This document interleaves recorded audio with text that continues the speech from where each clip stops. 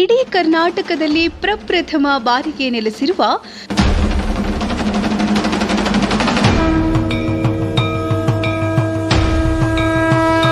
ಧರ್ಮವನ್ನ ಕಾಯುತ್ತಿರುವ ಶ್ರೀ ಧರ್ಮಶನೇಶ್ವರ ಸ್ವಾಮಿ ಜನಸ್ನೇಹಿ ಬಸಪ್ಪನವರು.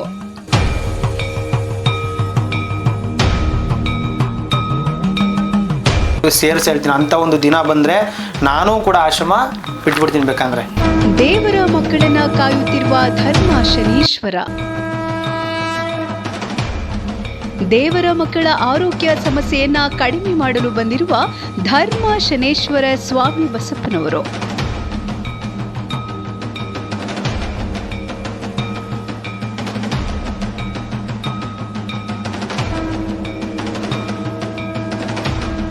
ಮೊದಲನೇದಾಗಿ ಈ ಅನಾಥಾಶ್ರಮಕ್ಕೆ ತುಂಬ ಧನ್ಯವಾದಗಳು.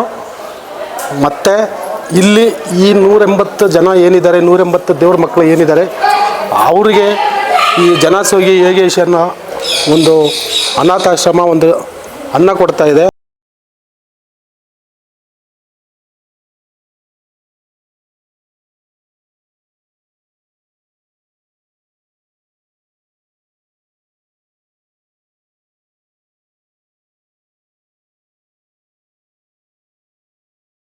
ಸ್ನೇಹಿ ಯೋಗೇಶ್ ಅನ್ನೋ ಜನಮೆಚ್ಚಿದ ಯುವಕನ ಹೆಸರನ್ನ ಕೇಳದ ಕನ್ನಡಿಗರೇ ಇಲ್ಲ ಅನ್ಸುತ್ತೆ.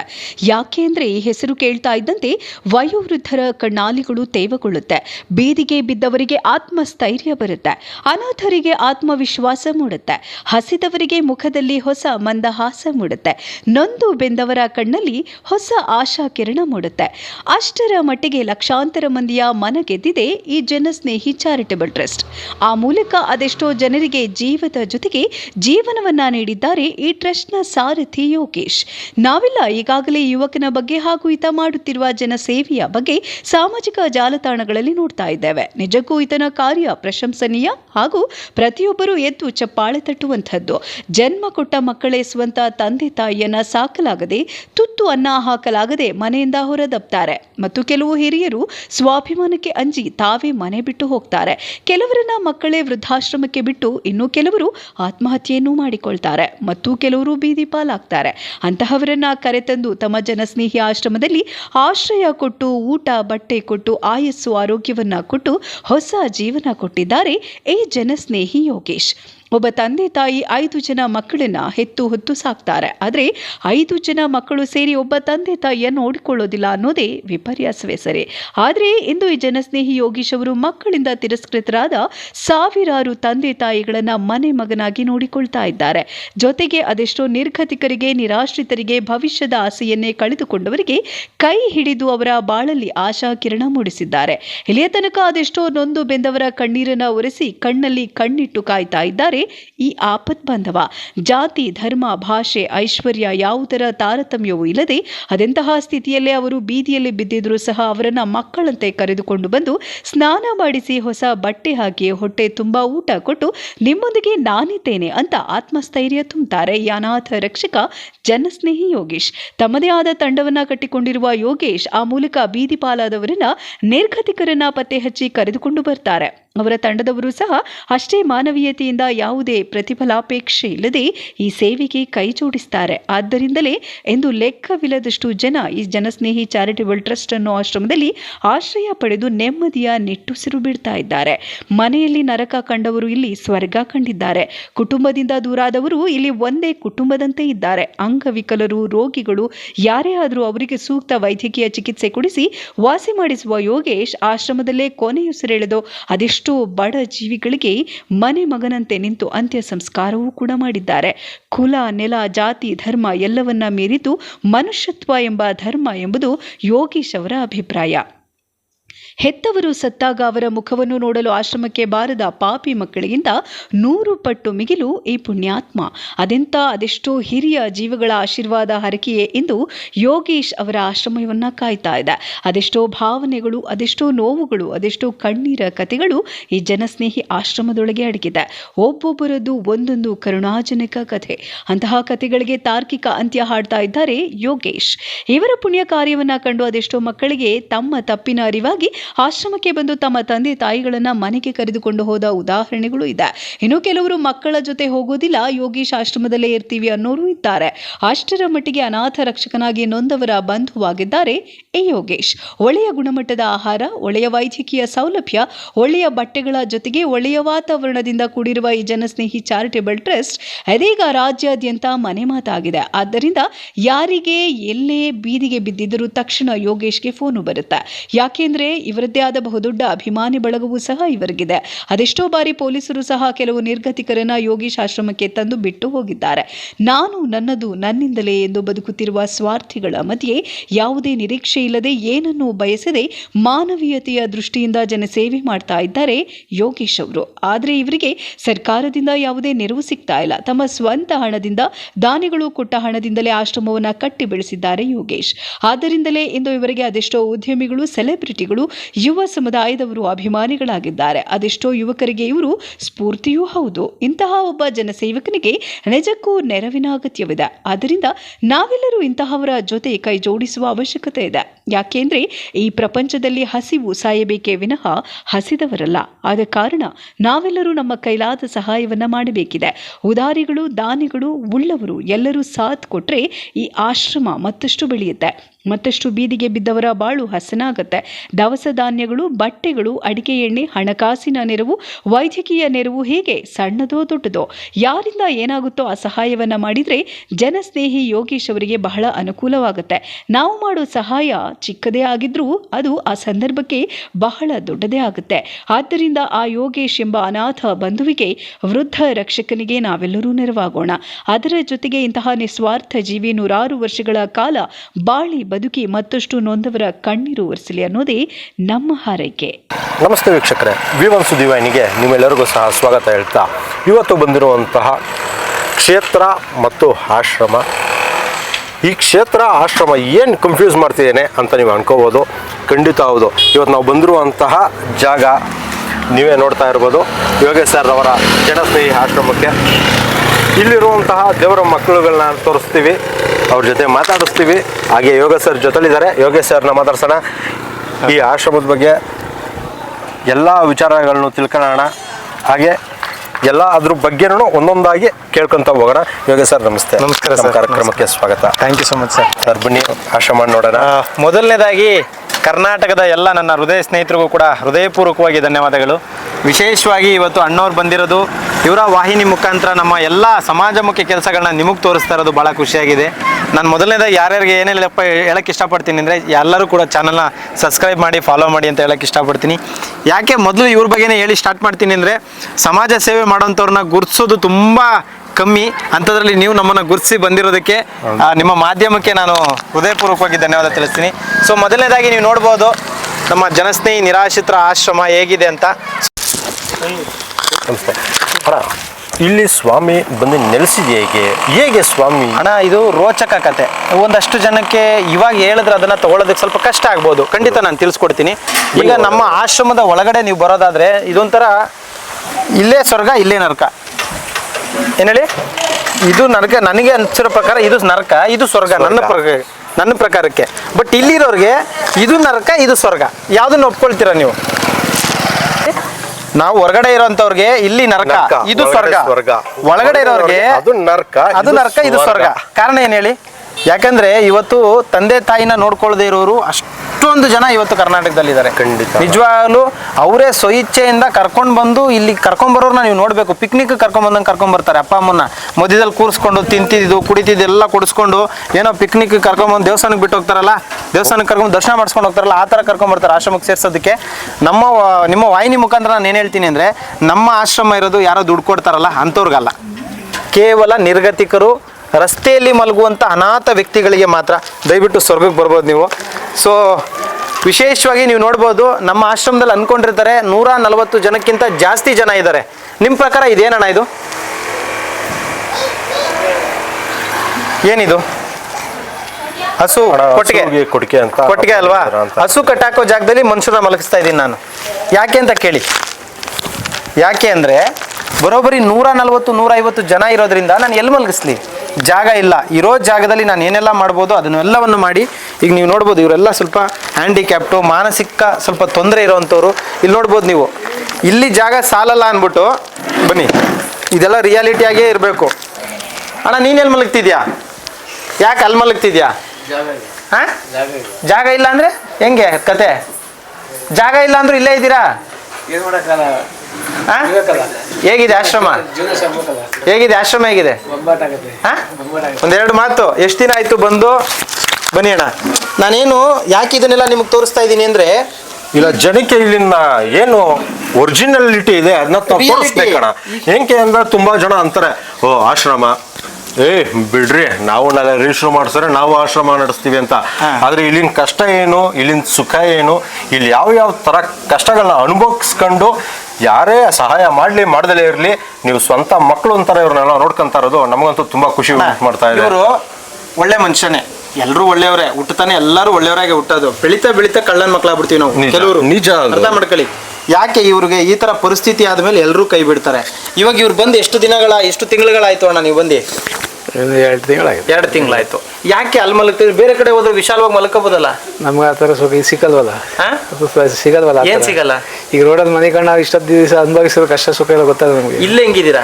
ಇಲ್ಲಿ ಆರಾಮ್ ಚೆನ್ನಾಗಿದ್ದೀವಿ. ಮತ್ತೆ ಇಲ್ಲಿ ಮೇಲ್ಗಡೆ ಕೊಟ್ಟಿಗೆಲ್ ಮಲಗ್ತಾ ಇದ್ದೀರಾ? 105 ಜನಕ್ಕೆ ಜಾಗ ಬೇಕಲ್ಲ, ಏನಾದ್ರು ನಾವು ಇದು ಮಾಡ್ಬೇಕಲ್ಲ. ಇಲ್ಲಿ ಮನೆ Adjust ಮಾಡ್ಕೊಂಡು ಮನಿಕೋಬೇಕು. ನೀವು ಬಂದಾಗಿಂದ ಖುಷಿಯಾಗಿದ್ದೀರಾ? ಖುಷಿಯಾಗಿದೆ, ಆರಾಮಾಗಿದ್ದೀನಿ, ತೊಂದ್ರೆನೇ ಇಲ್ಲ, ಏನೂ ಇಲ್ಲ ನಮಗೆ, ತೊಂದ್ರೆನೇ ಇಲ್ಲ. ಮನೆಗಿಂತ ಚೆನ್ನಾಗಿ ನಾವು ನೋಡ್ಕೊತಾ ಇದ್ದಾರೆ ಅಷ್ಟೇ. ಮನೆ ತಂದೆ ತಾಯಿಗಿಂತ ಚೆನ್ನಾಗಿ. ನಾವು ಬಂದಾಗ್ಲೇ ನೋಡಿದ್ವಿ ನಿಮ್ ಕಾಲಿಗೆ ಆಚೆ ಕಡೆಯಿಂದ ಡಾಕ್ಟ್ರು ಬಂದು ಫಸ್ಟ್ ಏಡ್ ಮಾಡ್ತಾ ಇರ್ಬೋದು, ಅದನ್ನೆಲ್ಲ ನಾವು ನೋಡಿದ್ವಿ. ನಿಮ್ಗೆ ಏನ್ ಅನಿಸ್ತಾ ಇದೆ ಅಣ್ಣ ಈ ಆಶ್ರಮ?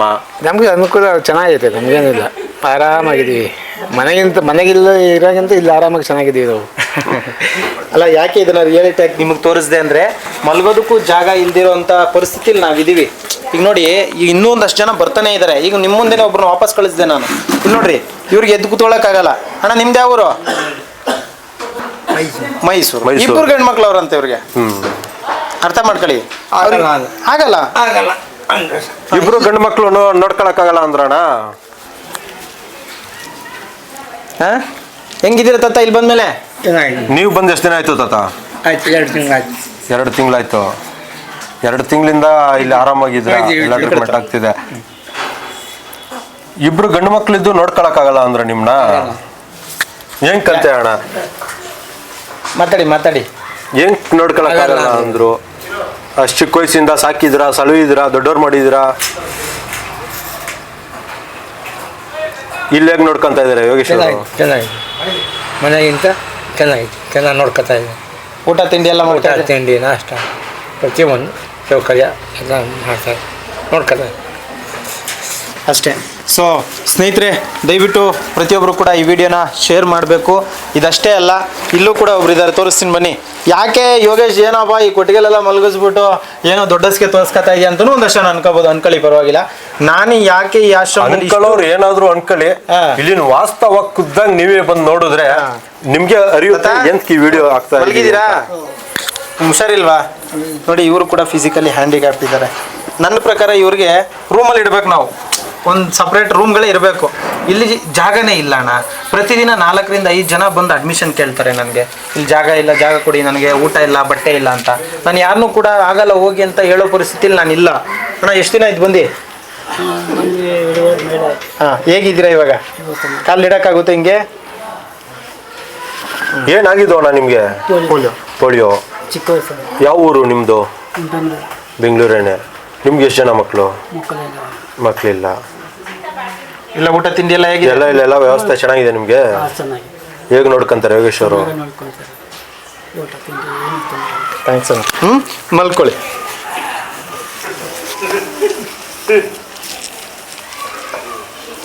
ಸೊ ಹಾಗೆ ಬರೋದಾದರೆ, ನಾನು ಆರಾಧಿಸಿ ಪೂಜಿಸುವಂಥ ಶ್ರೀ ಧರ್ಮಶನೇಶ್ವರ ಸ್ವಾಮಿಯವರಿದ್ದಾರೆ. ನಿಜವಾಗ್ಲೂ ಅಣ್ಣ, ನಾನಿವತ್ತೇನಾದರೂ ಒಬ್ಬ ಮನುಷ್ಯ ಆಗಿದ್ದೀನಿ ಅಂದರೆ ಅದಕ್ಕೆ ಮೂಲ ಕಾರಣ ನಾನು ನಂಬಿರ್ತಕ್ಕಂಥ ಸ್ವಾಮಿಯವರು. ಎಲ್ಲರೂ ಹೇಳ್ತಾರೆ ಯೋಗೇಶ್ಗೆ ಹಿಂದೆ ಹಂಗಿದ್ರು ಮುಂದೆ ಹಂಗಿದ್ರು ಅಂತ. ನನ್ನ ಹಿಂದೆ ಮುಂದೆ ಎಲ್ಲ ಗೊತ್ತಿರೋದು ಅವ್ರು ಭಗವಂತ ಒಬ್ಬರಿಗೇನೆ. ನನ್ನ ಕಷ್ಟಗಳು, ನನ್ನ ಒಳ್ಳೆ ದಿನಗಳು, ಕೆಟ್ಟ ದಿನಗಳು, ಒಳ್ಳೆ ಸಂಬಂಧಗಳು, ಕೆಟ್ಟ ಸಂಬಂಧಗಳು ಎಲ್ಲವನ್ನ ಅರ್ಥವನು ಭಗವಂತ ಒಬ್ಬನೇ.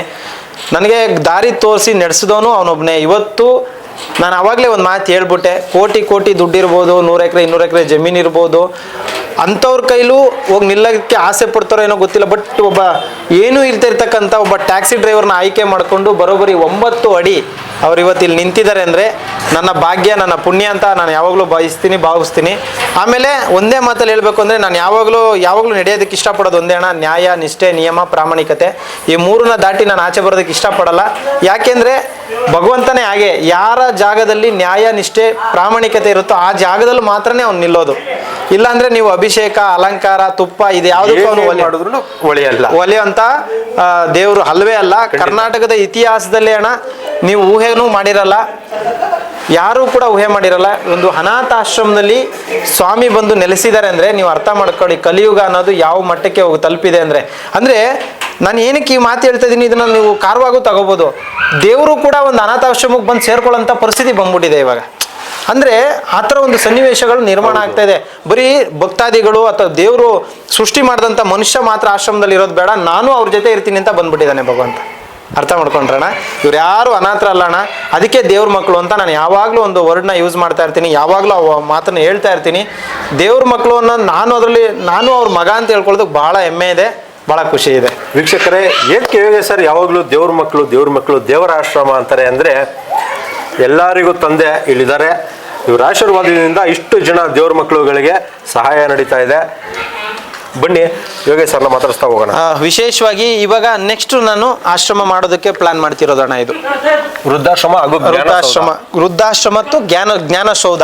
ಯಾಕೆ ವೃದ್ಧಾಶ್ರಮ ಮತ್ತು ಜ್ಞಾನಸೌಧವನ್ನು ಆಯ್ಕೆ ಮಾಡಿಕೊಂಡೆ, ಯಾಕೆ ರುದ್ರಿಗೆ ಮಾಡ್ತಿದ್ದವನು ಸಡನ್ನಾಗಿ ಜ್ಞಾನಸೌಧಕ್ಕೆ ಹೊರಟ್ರು ಯೋಗೇಶ್ ಅಂತ ನಿಮ್ಮ ಮನಸ್ಸಲ್ಲಿ ಒಂದಷ್ಟು ಗೊಂದಲಗಳು ಬರ್ಬೋದು. ಖಂಡಿತ. ಇವತ್ತು 130 ಜನ 140 ಜನ ಎಷ್ಟು ಜನ ಕಷ್ಟದಲ್ಲಿರ್ತಕ್ಕಂಥ ಅನಾಥರು, ರಸ್ತೆಯಲ್ಲಿ ಮಲಗುವಂಥ ದೇವ್ರ ಮಕ್ಕಳನ್ನ ನಾವು ಕರ್ಕೊಂಡು ಬಂದಿದ್ದೀವಿ. ಅದೇ ರೀತಿಯಲ್ಲಿ ಎಷ್ಟೋ ಜನಕ್ಕೆ ವಿದ್ಯೆ ಸಿಗದೆ, ಬುದ್ಧಿ ಸಿಗದೆ, ಎಷ್ಟೋ ಜನಕ್ಕೆ ಬೇಕಾದಂಥ ಸವಲತ್ತುಗಳು ಸಿಗದೆ, ನನ್ನಂತೆ ಎಷ್ಟೋ ಜನ ಓದೋದಕ್ಕೆ ಸಾಧ್ಯವಾಗದೆ ಬೀದಿಯಲ್ಲಿ ಅಲಿತಾ ಹೋಟ್ಲ್ಗಳಲ್ಲಿ ಅಲ್ಲಿ ಇಲ್ಲಿ ಕೆಲಸ ಮಾಡ್ತಿರ್ತಾರೆ. ಅರ್ಥ ಮಾಡ್ಕೊಬೇಕು. ಸಣ್ಣ ಪುಟ್ಟ ಕೂಲಿ ಕಾರ್ಮಿಕರ ಕೆಲಸದ ಮಕ್ಕಳಿಗೆ, ಅಂದರೆ ಸಣ್ಣ ಪುಟ್ಟ ಕೂಲಿ ಕೆಲಸ ಮಾಡುವಂಥವ್ರ ಮಕ್ಕಳು ಕೂಡ ಇರ್ತಾರೆ. ಸೊ ಹಾಗಾಗಿ ಅಂಥ ವಿದ್ಯಾರ್ಥಿಗಳಿಗೆ ಬರೋಬ್ಬರಿ 1,000 ಜನ ವಿದ್ಯಾರ್ಥಿಗಳಿಗೆ 1ರಿಂದ 10ನೇ ತರಗತಿಯವರೆಗೂ ಉಚಿತ ಶಿಕ್ಷಣವನ್ನ ಕೊಡಬೇಕು ಅಂತೇಳಿ ಇದನ್ನ ಸೃಷ್ಟಿ ಮಾಡಿರೋದನ್ನ. ಏನೇ ಆದ್ರೂ ಎಷ್ಟೇ ಕೋಟಿ ಹಣ ಇದ್ರೂ ಒಂದು ತುತ್ತು ಅನ್ನ ಕೊಡಕ್ಕೂ ಎಷ್ಟೋ ಜನ ಹಿಂದೆ ಮುಂದೆ ನೋಡ್ತಾರೆ. ಅಂಥದ್ರಲ್ಲಿ 1000 ಜನ ಬಡ ವಿದ್ಯಾರ್ಥಿಗಳಿಗೆ, ಅನಾಥರಿಗೆ, ನಿರ್ಗತಿಕರಿಗೆ ಯೋಗೇಶ್ ಸರ್ ಇಷ್ಟು ಸಹಾಯ ಮಾಡಿ ಓದಕ್ಕೆ ಅವ್ರಿಗೋಸ್ಕರ ಇಷ್ಟು ದೊಡ್ಡ ಪ್ರಾಜೆಕ್ಟ್ ರೆಡಿ ಮಾಡಿದ್ದಾರೆ.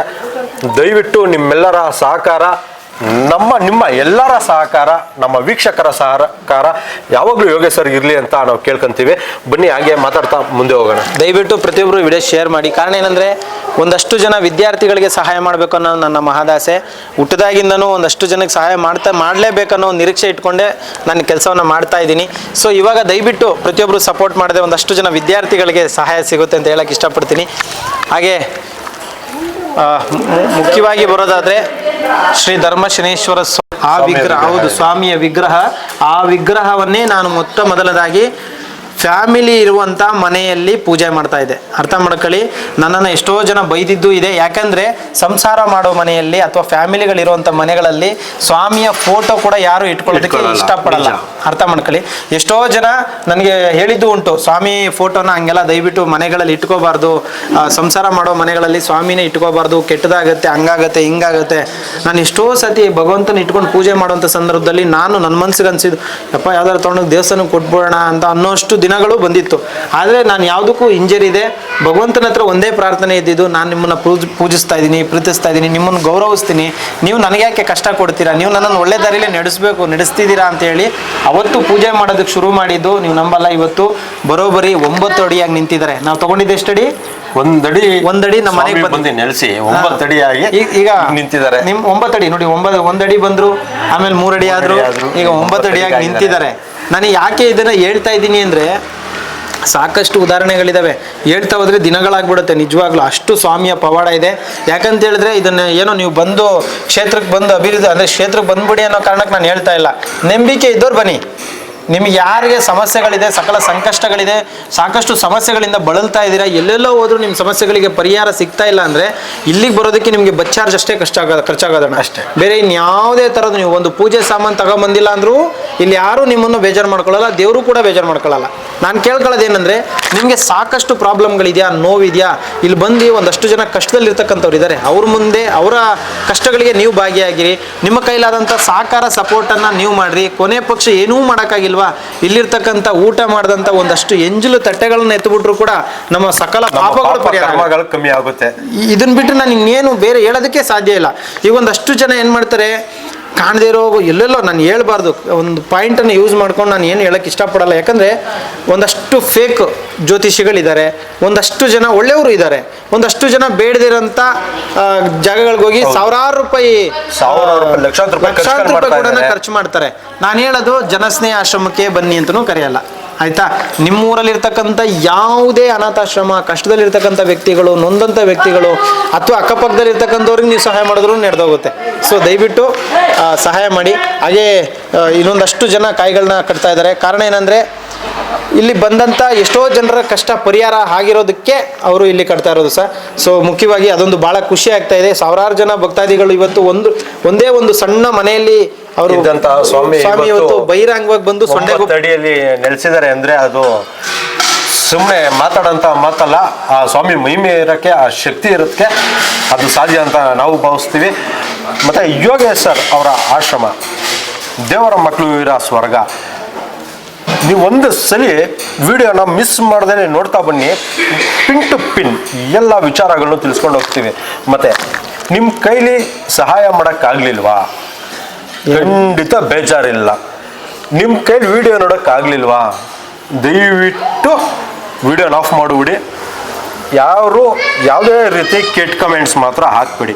ಏನಕ್ಕೆ ಅಂದರೆ, ನಾವು ತೋರಿಸ್ತಿರೋಂಥ ವಿಡಿಯೋ ಶ್ರಮಜೀವಿ ಜನಸ್ನೇಹಿ ಯೋಗೇಶ್ ಅವರ ಆಶ್ರಮ, ದೇವರ ಆಶ್ರಮ, ಸಾಕ್ಷಾತ್ ಭಗವಂತ ನೆಲೆಸಿರುವಂಥ ಪುಣ್ಯಕ್ಷೇತ್ರ ಸರ್. ವಿಶೇಷವಾಗಿ ಇಲ್ಲಿ ಪ್ರತಿ ಶನಿವಾರ ಪೂಜೆ ಇರುತ್ತೆ ಸರ್. ಪ್ರತಿ ಶನಿವಾರನೂ ಪೂಜೆ ಇರುತ್ತೆ, ಪ್ರತಿದಿನ ಕೂಡ ಪೂಜೆ ಇರುತ್ತೆ. ಶನಿವಾರ ವಿಶೇಷವಾಗಿ ಅಲಂಕಾರ ಅಭಿಷೇಕಗಳಿರುತ್ತೆ.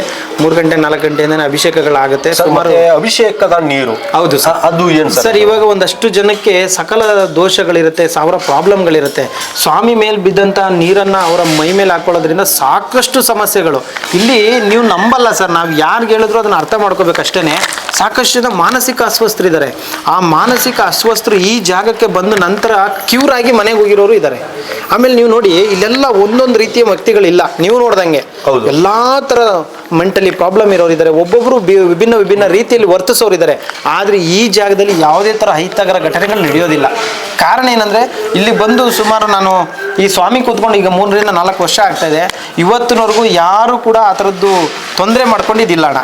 ಯಾಕಂದರೆ ಅದನ್ನೆಲ್ಲ ಕಾಪಾಡ್ತಿರೋನು ಸ್ವಾಮಿನೇ. ಮತ್ತು ಪ್ರತಿಯೊಬ್ಬರಿಗೂ ನಾನು ಏನು ಹೇಳ್ತೀನಿ ಅಂದರೆ, ನಿಮ್ಮ ಸಕಲ ಸಂಕಷ್ಟಗಳು ಇದೆಯಾ, ನಿಮಗೆ ತೊಂದರೆ ಅನ್ನಿಸ್ತಾ ಇದೆಯಾ, ನೀವು ಶನಿವಾರ ಬನ್ನಿ, ಶುಕ್ರವಾರ ರಾತ್ರಿನೇ ಬನ್ನಿ, ಬೇಕಾದರೆ ಇಲ್ಲೇ ಬಂದು ಮಲಗಿ, ಇಲ್ಲಿರ್ತಕ್ಕಂಥವ್ರು ಸೇವೆ ಮಾಡಿ. ನೀವು ಏನೂ ಕೊಡಬೇಡಿ, ಇಲ್ಲಿರ್ತಕ್ಕಂಥವ್ರು ಊಟ ಬಡಿಸಿ, ಎಲೆ ಎತ್ತಾಕಿ, ಇಲ್ಲ ನಿಮ್ಮ ಕೈಲಾಗಿದ್ದು, ನಿಮ್ಮ ಕೈಲಿ ಏನು ಸಾಧ್ಯ ಇದೆ ಅದನ್ನು ಮಾಡಿ. ಜೊತೆಗೆ ಭಗವಂತನ ಅಭಿಷೇಕದ ನೀರನ್ನು ಹಾಕಿಸ್ಕೊಂಡು, ನಿಮಗೆ ನಂಬಿಕೆ ಇದ್ದರೆ ಕಾಯಿ ಕಟ್ಟಿ ಒಂದು ಭಗವಂತನ ಇಚ್ಛೆ ಇದ್ದರೆ ಎಲ್ಲವೂ ಒಳ್ಳೇದಾಗತ್ತೆ. 9 ವಾರ ಕಟ್ತಾರೆ, 5 ವಾರ ಕಟ್ತಾರೆ, 21 ವಾರ ಕಟ್ತಾರೆ. ಆ ಥರ ಅವರವರ ಅನುಕೂಲಕ್ಕೆ ತಕ್ಕಂಗೆ ಅವರು ಮಾಡ್ಕೊಂಡು ಹೋಗ್ತಾರೆ. ಸೊ ಒಂದಷ್ಟು ಜನರ ಸಮಸ್ಯೆ ಬಗೆಹರಿದಿರೋದಕ್ಕೆ ಇಲ್ಲಿ ಕಟ್ತಾ ಇದ್ದಾರೆ. ಇಲ್ಲಿ ಯಾವುದೇ ಥರದ ಫೀಸು, ಆಮೇಲೆ ನೀವು ಟೋಕನ್ ತೊಗೊಬೇಕು, ಆಮೇಲೆ ಈ ವಿಶೇಷ ಅಭಿಷೇಕ ಮಾಡಿಸ್ಬೇಕು, ವಿಶೇಷ ಅಲಂಕಾರ ಮಾಡಿಸ್ಬೇಕು, ವಿಶೇಷ ಹೋಮಗಳು ಯಾವುದೂ ಇಲ್ಲ ಸರ್. ಖುಷಿ ಇದ್ದರೆ, ನಿಮ್ಮ ಮನಸ್ಸಿಗೆ ನೆಮ್ಮದಿ ಬೇಕು ಅಂದರೆ ಮಾತ್ರ ಇಲ್ಲಿಗೆ ಬನ್ನಿ ಅಂತ ನಾನು ಹೇಳ್ತೀನಿ ಅಷ್ಟೇ. ಖಂಡಿತ ಸರ್. ಒಮ್ಮೆ ಆದರೂ ಈ ಕ್ಷೇತ್ರಕ್ಕೆ ಭೇಟಿ ನೀಡಿ, ದೇವರ ಸ್ವರ್ಗಕ್ಕೂ ಒಮ್ಮೆ ಬನ್ನಿ. ನಿಮ್ಮ ಕೈಲಾದಷ್ಟು ಸಹಾಯ ಮಾಡಿ. ಸಹಾಯ ಮಾಡೋಕ್ಕಾಗಲಿಲ್ಲ ಅಂದರೂ ಈ ಕ್ಷೇತ್ರಕ್ಕೆ ಬಂದು ನಿಮ್ಮ ಕೈಲಾದಷ್ಟು ಸೇವೆ ಮಾಡಿ ಅಷ್ಟೇ. ಸೇವೆ ಸಹಾಯ ನಿಮ್ಮ ಕೈಲಿ ಸಾಧ್ಯ ಆಗಿಲ್ಲ ಅಂದರೆ ನಾನು ಏನು ಬೇಜಾರು ಮಾಡ್ಕೊಳ್ಳಲ್ಲ. ಭಗವಂತನ ದಿವ್ಯ ದರ್ಶನ ಮಾಡಿ. ನೀವು ನಿಜವಾಗ್ಲೂ ಹೇಳ್ತೀನಲ್ಲ, ಅದನ್ನ ಏನು ಹೇಳ್ಬೇಕಂತ ನನಗೆ ಗೊತ್ತಿಲ್ಲ. ನಾನೊಬ್ಬ ನಾರ್ಮಲ್ ಏನು ಹೇಳಬೇಕು ಅಂದರೆ, ಇಲ್ಲ ಬಂದು ಸ್ವಾಮಿ ದರ್ಶನನೂ ಮಾಡ್ಬೋದು, ದೇವರ ಮಕ್ಕಳು ಸೇವೆನೂ ಮಾಡ್ಬೋದು. ಅವ್ರು ಮಾಡಿದ ಪಾಪ ಇಲ್ಲಿ ಕಣ್ ತುಂಬಿಸ್ಕೊಂಡು ಅರ್ಧ ಕಳಿಯುತ್ತೆ. ಅವರು ಇಲ್ಲಿ ಮಾಡೋ ಅವ್ರ ಸೇವೆ ಅರ್ಧ ಅಲ್ಲಿ ಕಳಿಯುತ್ತೆ. ಅದನ್ನ ನಾವು ಭಾವಿಸಿದ್ದೀವಿ. ನೀವೇನು ಅನ್ಕೊಂತೀರೋ ಅದು ನಿಮಗೆ ಬಿಟ್ಟಿದ್ದು. ಸೊ ಹಾಗೆ ಒಳಗೆ ಬರೋದಾದರೆ, ನಾನು ಇದುವರೆಗೂ ಯಾವುದೇ ಅಪೇಕ್ಷೆ ಇಲ್ಲ ಅಣ್ಣ. ಯಾವ ಪ್ರಶಸ್ತಿಗಳಿಗೂ ನಾನು ಬರೆದಾಗ್ದವನಲ್ಲ. ಯಾವ ಪ್ರಶಸ್ತಿಗಳ ಹಿಂದೆನೂ ನಾನು ಹೋಗಿಲ್ಲ. ಯಾವ ಪ್ರಶಸ್ತಿಗಳನ್ನ ನಾನು ಬೇಕು ಅಂತ ನಾನು ಎಲ್ಲೂ ಬರೆದು ಕೂಡ ಹಾಕ್ಕೊಂಡಿಲ್ಲ. ಆದರೂ ಕೂಡ ನನಗೆ ಪ್ರೀತಿಯಿಂದ ಕೊಟ್ಟಂಥ ಪ್ರೀತಿ ಇದೆಲ್ಲ ಬಿರುದುಗಳು ಜನಗಳು ಕೊಟ್ಟಂತ ಪ್ರೀತಿ ಇನ್ನೊಂದಷ್ಟು ಅಲ್ಲಿ ಇಟ್ಟಿದ್ದೀನಿ, ಇಡೋದಕ್ಕೆ ಜಾಗ ಇಲ್ಲ ಅನ್ನೋ ಕಾರಣಕ್ಕೆ ನೋಡ್ಬೋದು ತಾವು.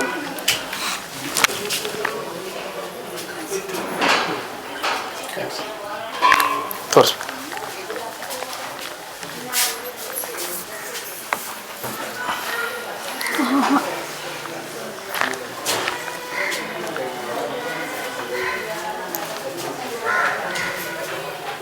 ಇಂಥ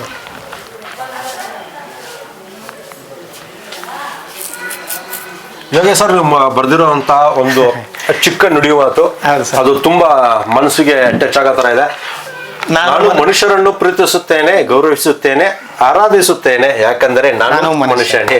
ನೋಡಿ ಸರ್, ಮನುಷ್ಯನನ್ನೇ ಪ್ರೀತಿಸ್ಲಿಲ್ಲ ಅಂದ್ರೆ ಬೇರೆಯವ್ರಿಗೆ ಏನ್ ಮಾಡಿ ಏನ್ ಪ್ರಯೋಜನ ಹೇಳಿ. ನೋಡಿ, ಮನುಷ್ಯನನ್ನ ಪ್ರೀತಿಸ್ಬೇಕು, ಜೊತೆಗೆ ಸಂಬಂಧಗಳಿಗೆ ಬೆಲೆ ಕೊಡಬೇಕು. ನಾವು ಹೊರಗಿನವ್ರಿಗೆ ಸಹಾಯ ಮಾಡೋಕ್ಕಾಗಿಲ್ಲ ಅಂದ್ರೂ ಪರವಾಗಿಲ್ಲ ಅಣ್ಣ, ಇಡೀ ದೇಶಕ್ಕೆ ಸಹಾಯ ಮಾಡಿ ಬೋರೆಗೋಡ ಅನ್ಸ್ಕೊಂಡಿಲ್ಲ ಅಂದ್ರೂ ಪರವಾಗಿಲ್ಲ, ನಮ್ಮ ಎತ್ತ ತಂದೆ ತಾಯಿನ ನಾವು ಕನಿಷ್ಠ ಪಕ್ಷ ನೋಡಿ ಅಣ್ಣ, ನೀವು ಮೃಷ್ಟಾನ್ನ ಕೊಟ್ಟಿಲ್ಲ ಅಂದ್ರೂ ಪರವಾಗಿಲ್ಲ, ಮೊಸರನ್ನ ಕೊಟ್ಟಾದ್ರೂ ಒಂದ್ ದಿವಸನಾದ್ರೂ ಅವ್ರನ್ನ ಹೊರಗಡೆ ಹಾಕದಂಗೆ ನೋಡ್ಕೊಂಡ್ರೆ ಸಾಕು. ನೀವೇನೋ ನಾನು ಯಾವಾಗ್ಲೂ ಹೇಳ್ತಾ ಇರ್ತೀನಿ ಅಣ್ಣ, ಅವ್ರು ಪಡೋಂಥ ರೋದನೆಗಳು ವೇದನೆಗಳು ಆ ಭಗವಂತನಿಗೆ ಪ್ರಿಯವಾಗುತ್ತೆ, ಬಿಟ್ರೆ ಬೇರೆ ಏನಿಲ್ಲ ಅಣ್ಣ. ನಿಜವಾಗ್ಲೂ ಬಹಳ ಕಷ್ಟ ಆಗುತ್ತೆ. ಇಲ್ಲಿ 140 ಜನ ಇದಾರಲ್ಲ, ಒಂದೊಂದು ದಿನ ಅವ್ರು ಆಡೋ ಅವತಾರಗಳು ನೋಡೋವಂಥದ್ದು ಮತ್ತೆ ಕಾಡೋವಂಥದ್ದು, ಅವ್ರಿಗೆ ಫ್ಯಾಮಿಲಿ ಅನ್ನೋದನ್ನ ಅಷ್ಟು ಸುಲಭವಾಗಿ ಮರೆಯೋಕ್ಕಾಗಲ್ಲ ಅಣ್ಣ. ನಾನು ಏನು ಊಟ ಕೊಡ್ಬೋದು, ಬಟ್ಟೆ ಕೊಡ್ಬೋದು, ಮೆಡಿಸಿನ್ ಕೊಡ್ಬೋದು, ಪ್ರೀತಿಯಿಂದ ಒಂದು ಸೆಕೆಂಡೋ ಒಂದು ಅರ್ಧ ಗಂಟೆ ಮಾತಾಡಿಸ್ಬೋದು, ಬಿಟ್ಟರೆ ಅವ್ರಿಗೆ ಬೇಕಾದಂಥ ಎಲ್ಲ ಪರಿಪೂರ್ಣ ಆದಂಥ ಆಸೆಗಳನ್ನ ಈಡೇರಿಸೋದಕ್ಕೆ ಸಾಧ್ಯನೇ ಇಲ್ಲ. ನಾನೇನು ಹೇಳ್ತೀನಿ, ಸಂಬಂಧಗಳನ್ನ ಉಳಿಸ್ಕೊಳ್ಳಿ, ಸಂಬಂಧಗಳನ್ನ ಬೆಳೆಸ್ಕೊಳ್ಳಿ. ಹಿಂದೆ ನಿಜವಾಗ್ಲೂ ಹೇಳ್ತೀನಲ್ಲ, ತಂದೆ ತಾಯಿ ಅಣ್ಣ ತಮ್ಮ ಬಂಧು ಬಳಗ ದೊಡ್ಡಪ್ಪ ಚಿಕ್ಕಪ್ಪ ಅಂದರೆ ಒಂದು ಗೌರವ ಇತ್ತು. ಈಗ ಎಲ್ಲ ಕೂಡ ಮೊಬೈಲೇ ಆಗ್ಬಿಟ್ಟಿದೆ ನಮಗೆ. ಮೊಬೈಲ್ ಬಿಟ್ಟರೆ ಬೇರೆ ಪ್ರಪಂಚವೇ ಇಲ್ಲ. ಈಗ ನೋಡಿ, ದೊಡ್ಡಪ್ಪ ಬಂದಿಲ್ಲ ಅಂದ್ರೂ ತಲೆ ಕೆಡಿಸ್ಕೊಳ್ಳಲ್ಲ, ಅಮ್ಮ ಇಲ್ಲ ಅಂದ್ರೂ ತಲೆ ಕೆಡಿಸ್ಕೊಳ್ಳಲ್ಲ, ಅಪ್ಪ ಇಲ್ಲ ಅಂದ್ರೂ ತಲೆ ಕೆಡಿಸ್ಕೊಳ್ಳಲ್ಲ. ಸೊ ಮೊಬೈಲನ್ನೇ ನಾವು ಜೀವನ ಮಾಡ್ಕೊಂಡ್ಬಿಟ್ಟಿದ್ದೀವಿ. ಇದು ಹೋಗ್ತಾ ಹೋಗ್ತಾ ಏನಾಗುತ್ತೆ, ಸಂಬಂಧಗಳ ವ್ಯಾಲ್ಯೂನ ಕಳ್ಕೊತಾ ಹೋಗುತ್ತೆ. ಅವಾಗ ಏನಾಗುತ್ತೆ, ಮಗು ಇನ್ನು ಮುಂದಕ್ಕೆ ನನಗೆ ಅನಿಸ್ತಾ ಇರೋದು, ನಾನು ಹೇಳ್ತಾ ಇದ್ದೀನಿ, ಹೋಗ್ತಾ ಹೋಗ್ತಾ ಜನ್ರೇಷನ್ನು ಎಲ್ಲಿ ಮಗು ಹುಟ್ಟಿದ ತಕ್ಷಣ ತಂದೆ ತಾಯಿನ ಒದ್ಬಿಟ್ಟು ಓಡೋಗ್ಬಿಡುತ್ತೋ ಅನ್ನೋ ಭಯದಲ್ಲಿ ನಾನಿದ್ದೀನಿ ಇವಾಗ. ನನಗನ್ನಿಸ್ತಾ ಇರೋದು ಇದನ್ನ ಜನರೇಷನ್ ಹಂಗೆ ಬದಲಾಗ್ತಾ ಇದೆ. ಹುಟ್ಟಿದ ತಕ್ಷಣ ಆಯ್ತು ಮುಗೀತು ನಾನು ಓಡ್ತೀನಿ ಅಂತ ಓಡ್ತಾ ಇರೋದು, ಏನು ಮಾಡ್ಬೇಕು ಅವಾಗ? ತಂದೆ ತಾಯಿ ಗತಿ ಏನು ಅಂತ ಒಂದು ಸಿಚುವೇಶನ್ ಇವತ್ತು ಬಂದ್ಬಿಟ್ಟಿದೆ ಸರ್. ಇವತ್ತು ಕಣ್ಣೀರಾಗ್ತಾರೆ, ಎಷ್ಟೋ ಜನ ನೊಂದ್ಕೊಂಡಿರ್ತಾರೆ. ಒಂದು ತುತ್ತು ಅನ್ನ ಇವತ್ತು ಅವ್ರು ಎಷ್ಟೋ ಜನಕ್ಕೆ ಕೊಟ್ಟಿರೋರು, ಅವರು ಯಾರು ಅನಾಥರಲ್ಲ ಸರ್. ಹುಡ್ತಾನೆ ಏನು ಭಿಕ್ಷಿಕರಾಗಿ ಹುಟ್ಟಲ್ಲ, ಎಲ್ಲ ಭಗವಂತ ನೋಡಿ ಹುಟ್ಟಿಸಿರೋ ದೇವರು ಯಾರಿಗೂ ಏನನ್ನೂ ಕಮ್ಮಿ ಮಾಡಲ್ಲ. ಹುಟ್ಟಿಸಿರೋ ದೇವರು ಹುಲ್ಲಂತೂ ಮೇಯಿಸಲ್ಲ ಸರ್. ಪ್ರತಿಯೊಬ್ಬನಿಗೆ ಯಾವುದಾದ್ರೂ ಒಂದು ರೂಪದಲ್ಲಿ ಭಗವಂತ ಬಂದು ಅನ್ನ ಕೊಡ್ತಾನೆ. ಇದನ್ನು ನಾವೆಲ್ಲ ಅರ್ಥಕೋಬೇಕಷ್ಟೇ. ಆದರೆ ಅವರಲ್ಲಿರ್ತಕ್ಕಂಥ ನೋವಿಗೆ ಪರಿಹಾರ ಸಿಗೋದಿಲ್ಲ. ಇವತ್ತು ಕೊರಗಿ ಲಕ್ಷಾಂತರ ಜನ ಸಾಯ್ತಾ ಇದ್ದಾರೆ, ಬೀದಿಯಲ್ಲಿ ಅನಾಥರು ಲಕ್ಷಾಂತರ ಜನ ಸಾಯ್ತಾ ಇದ್ದಾರೆ. ಇದು ಯಾವುದು ಲೆಕ್ಕಕ್ಕೆ ಸಿಗ್ತಾ ಇಲ್ಲ ಅಷ್ಟೇ. ಇವತ್ತು ಏನು ಹೇಳ್ಬೇಕಂದ್ರೆ, ನೀವು ಬೆಂಗಳೂರಲ್ಲೇ ನೀವು ತೊಗೊಂಡ್ರೆ ಎಷ್ಟೋ ಆಶ್ರಮಗಳು, ಸಾವಿರಾರು ಆಶ್ರಮಗಳು ಸಿಗುತ್ತೆ ನಿಮಗೆ. ಆಶ್ರಮಗಳು ಯಾಕಿರಬೇಕು? ಮೊದಲೆಲ್ಲ ಒಂದು ಊರಲ್ಲಿ 2-3 ದೇವಸ್ಥಾನಗಳು, ಪುಣ್ಯಕ್ಷೇತ್ರಗಳು, ಮಠ ಮಂದಿರಗಳು ಈ ಥರ ಇರ್ತಿತ್ತು. ಈಗ ಎಲ್ಲರ ಹೋಗಿ ನೀವು ಅಲ್ಲಿ ಆಶ್ರಮ ಅಂತಾರೆ, ಇಲ್ಲಿ ಆಶ್ರಮ ಅಂತಾರೆ. ನಾನೊಂದು ಆಶ್ರಮ ಮಾಡಿಬಿಟ್ಟಿದ್ದೀನಿ ಅಂದ ತಕ್ಷಣ ನನ್ನ ಹತ್ರಕ್ಕೆ ಬಂದ್ಬಿಡಿ ನನ್ನದು ದೊಡ್ಡ ಆಶ್ರಮ ಅಂತಲ್ಲ, ಆಶ್ರಮನೇ ಇರಬಾರ್ದು. ಸೇರಿಸಿ ಹೇಳ್ತೀನಿ, ಅಂಥ ಒಂದು ದಿನ ಬಂದರೆ ನಾನೂ ಕೂಡ ಆಶ್ರಮ ಬಿಟ್ಬಿಡ್ತೀನಿ ಬೇಕಂದ್ರೆ. ಯಾಕೆಂದರೆ ಹಂಗೆ ನಾವು ಮಕ್ಕಳನ್ನು ಬೆಳೆಸಬೇಕು. ತಂದೆ ತಾಯಿ ಅಂದ್ರೇನು, ಗುರು ಹಿರಿಯರು ಅಂದ್ರೇನು, ದೊಡ್ಡಪ್ಪ ಚಿಕ್ಕಪ್ಪ ಬಂಧು ಬಳಗ ಅಂದ್ರೇನು, ತಂದೆ ತಾಯಿ ವ್ಯಾಲ್ಯೂಸ್ ಏನು ಅಂತ ತಿಳಿಸ್ಬೇಕು. ಇವತ್ತು ಮಕ್ಕಳು ಸ್ಕೂಲ್ಗೆ ಹೋಗ್ಬೇಕಾದ್ರೆ ಅವ್ರಿಗಿರೋದು ಗ್ಯಾಪ್ನ ಅಷ್ಟೇ. ತಂದೆ ತಾಯಿ ಏನು ಮಾಡ್ತಿದ್ರೆ ಕೇಳಲ್ಲ. ಅವ್ರಿಗೆ ಸ್ಕೂಲ್ಗೆ ಹೋಗ್ಬೇಕು, ಬ್ಯಾಗ್ ರೆಡಿ ಇರಬೇಕು, ಊಟ ರೆಡಿ ಇರಬೇಕು, ಬಸ್ಸೇ ಬರಬೇಕು, ಅರ್ಥ ಮಾಡ್ಕೊಳ್ಳಿ. ಮತ್ತು ಆನ್ಲೈನ್ಗೆ ಮೊಬೈಲೇ ಇರಬೇಕು, ಆ ಥರ. ಆದರೆ ತಂದೆ ತಾಯಿ ಊಟ ಮಾಡಿದ್ರ, ತಿಂಡಿ ತಿಂದ್ರ, ಎಷ್ಟು ಕಷ್ಟಪಡ್ತಿದ್ದಾರೆ, ಅವ್ರನ್ನ ಸಾಕೋದಕ್ಕೆ ಎಷ್ಟು ಒದ್ದಾಡ್ತಿದ್ದಾರೆ, ಫೀಸ್ ಎಷ್ಟು ಕಷ್ಟಪಟ್ಟು ಕಟ್ತಿದ್ದಾರೆ. ಕೊನೆದಾಗ ಇಷ್ಟು ಕೋಟ್ಯಾಂತರ ರೂಪಾಯಿ ಲಕ್ಷಾಂತರ ರೂಪಾಯಿ ಫೀಸ್ ಕಟ್ಟಿ ನಮ್ಮನ್ನು ಬಿ ಎನೋ ಇನ್ನೊಂದೋ ಮತ್ತೊಂದೋ ಮಾಡಿಸಿ ಡಾಕ್ಟ್ರು ಇಂಜಿನಿಯರು ಕಲೆಕ್ಟ್ರು ಮಾಡಿ ನಾನು 2 ಲಕ್ಷ ಸಂಬಳ ತೊಗೊಳಂಗೆ ಮಾಡಿದ್ರಲ್ಲ, ಅವಾಗ ನಮ್ಮ ತಂದೆ ತಾಯಿಗೆ ಒಂದು ಊಟ ನೆಮ್ಮದಿಯಾಗಿ ಮಲಗಿಸ್ಬಿಟ್ಟು ಊಟ ಕೊಡ್ಬೇಕು ಅನ್ನೋದು ಯಾವ ಮಕ್ಕಳಲ್ಲೂ ಒಂದಷ್ಟು ಜನಕ್ಕೆ ಕಾಣ್ತಾ ಇಲ್ಲ. ನಾವು ನೋಡಿದ್ವಲ್ಲ ಸರ್, ಅವರು ವಿದೇಶಕ್ಕೆ ಹೋಗ್ತಾರೆ, 3 ಲಕ್ಷ ಇಂಜಿನಿಯರ್ ಆಗಿದ್ದಾರೆ, ಇನ್ನೊಬ್ಳು ಮಗಳನ್ನ ಡಾಕ್ಟರೇಟ್ ಮಾಡಿಸಿದ್ದಾರೆ, ಡಾಕ್ಟರ್ ಓದಿತಿದಾರಂತೆ. ಅಷ್ಟೆಲ್ಲ ಮಾಡಿ ಅವ್ರು ಎತ್ತಿ ಒತ್ತಿ ಸಾಕಿ ಸಳಕಿ ಅಷ್ಟೆಲ್ಲ ದೊಡ್ಡವ್ರು ಮಾಡಿ ಅಷ್ಟೆಲ್ಲ ಓದಿಸಿ ಕಷ್ಟಪಟ್ಟು ಅವ್ರನ್ನ ನನ್ನ ಕೈಲಿ ಆಗಲ್ಲ ನೋಡ್ಕೊಳಕ್ಕೆ ಅಂತ ಬಿಡ್ತಾರೆ ಅಂದ್ರೆ ಎಂತ ಏನಂದ್ರೆ ನೋಡಿ, ನಾವೆಲ್ಲ ಏನಾಗ್ಬೇಕು, ಬದಲಾಗ್ಬೇಕು ಸರ್ ಅಷ್ಟೇ. ದೇವ್ರನ್ನ ನಾವು ಗುಡಿಗಳಲ್ಲಿ ಹುಡ್ಕೋದಕ್ಕಿಂತ ನಮ್ಮಲ್ಲೇ ನಾವು ದೇವ್ರನ್ನ ಹುಡ್ಕೊಳ್ಬೇಕು. ನೀವು ಕೇಳ್ಬೋದು, ಹಂಗಾರೆ ದೇವಸ್ಥಾನ ಯಾಕೆ ಮಾಡಿದ್ಯಾ ಅಂತ. ದೇವಸ್ಥಾನ ದೇವ್ರಿರೋದು ನಮ್ಮ ಮನಸ್ಸಿನ ಆರಾಧನೆಗೆ, ನಮ್ಮ ಮನಸ್ಸಿನ ಖುಷಿಗೆ ದೇವ್ರಿರೋದು. ದೇವ್ರು ಹಿಂಗೆ ಇದ್ದಾನೆ, ಈ ರೂಪದಲ್ಲೇ ಇದ್ದಾನೆ ಅಂತ ಯಾರು ಕೂಡ ಊಹೆ ಅಂದರೆ ನೋಡಿಲ್ಲ. ನಾವು ಹಿಂಗೆ ಇರ್ಬೋದು ಅಂತ ಕಲ್ಪನೆ ಮಾಡ್ಕೊಂಡಿದ್ದೀವಿ. ನಾನು ದೇವ್ರ ಪೂಜೆ ಮಾಡೋನಾಗ ನಾನು ಹೇಳ್ತಿರೋದು, ದೇವ್ರನ್ನ ಎಲ್ಲಿ ಕಾಣ್ತೀರಿ ನೀವು? ಗುಡಿಯಲ್ಲಿ ಕಾಣ್ತಿದ್ದೀರಿ ನೀವು, ನಾನು ಮಾಡೋ ಕೆಲಸದಲ್ಲಿ ಕಾಣ್ತಾ ಇದ್ದೀನಿ. ಹಾಗಾದರೆ ದೇವ್ರಿಗೆ ಯಾಕೆ ಇಷ್ಟೊಂದು ಅಲಂಕಾರ ಮಾಡಿದ್ದೀರಾ, ಇಷ್ಟೊಂದು ಹೂವು ಹಚ್ಚಿದ್ದೀರಾ, ಇಷ್ಟೊಂದು ದೀಪ ಹಚ್ಚಿಟ್ಟಿದ್ದೀರಾ ಅಂತ ಕೇಳ್ಬೋದು ನೀವು. ಅದಕ್ಕೂ ನನ್ನ ಹತ್ರ ಇರೋ ಉತ್ತರ ಇಷ್ಟೇ, ನನ್ನ ಹತ್ರ ಏನೂ ಇಲ್ದಾಗ ನೀನು ಇಷ್ಟು ನನಗೆ ಕರುಣಿಸಿದ್ಯಾ, ಹಾಗಾಗಿ ನಾನು ಅವ್ರಿಗೆ ಗೌರವ ಕೊಡ್ತಾ ಇದ್ದೀನಿ.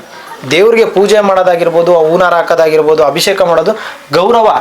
ಈಗ ನಾವೇನಾದರೂ ಸಾಧನೆ ಮಾಡಿದಾಗ, ನಾವೇನಾದರೂ ಒಂದು ಒಳ್ಳೆ ಕೆಲಸ ಮಾಡಿದಾಗ ನಮ್ಗೆ ಹೇಗೆ ಶಾಲು ಹಾಕಿ ಪೇಟ ಹಾಕಿ ನೀವು ಒಳ್ಳೆ ಕೆಲಸ ಮಾಡ್ತಿದ್ದಿ ಅಂತ ಬೆಂತಾಡ್ತಾರೋ, ಹಾಗೆ ನಾವು ಕೂಡ ದೇವರಿಗೆ ನೀವು ನನ್ನನ್ನು ಇಷ್ಟು ಕೈ ಹಿಡಿದು ನಡೆಸಿದ್ದೀರಾ ಅನ್ನೋ ರೀತಿಯಲ್ಲಿ ಅವ್ರಿಗೆ ತೋರಿಸುವಂಥ ಪ್ರೀತಿ ಆಗಿರಬೇಕು, ಗೌರವ ಆಗಿರಬೇಕು, ಬೇಡಿಕೆ ಆಗಿರಬಾರ್ದು. ಹೌದು, ಖಂಡಿತ. ಈಗ ನಾನು ನಿಮ್ಗೆ ಅಭಿಷೇಕ ಮಾಡಿದೆ, ಇವತ್ತು ಅಲಂಕಾರ ಮಾಡಿದ್ದೀನಿ, ನಾಳೆ 2 ಕೋಟಿ ದುಡಬೇಕು, 3 ಕೋಟಿ ದುಡಬೇಕು ಅಲ್ಲ.